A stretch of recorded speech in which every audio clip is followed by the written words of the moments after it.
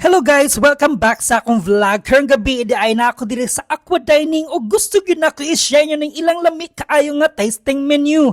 Nagsugod mi sa cornet of fish, nipis nga rice paper cone pero punog flavor with coconut fish moss.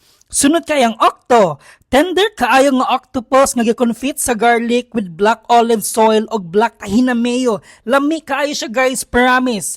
Pagka ikatulong course, ang oysters and mussel. Nga naay pandan foam o tomato caviar. Unique kaayo ang combination pero surprisingly bagay sila. Sunod kay ponko shrimp and fish fura. Medyo fruity kay naay ripe mangoes o gramesco carrot peanuts. Human ana, giserve ang broccoli velouté. Creamy kaayo and comforting kaayo ang soup. Then, na-level up pagbalik ang seafood with fish in lacto foam, with truffle pumpkin o edible flowers. Murag fine dining kaayo tanawon. Para limpyo sa palate, gihatagan mi granita of cheese. Refreshing kaayo with cold pressed herbs o olive oil.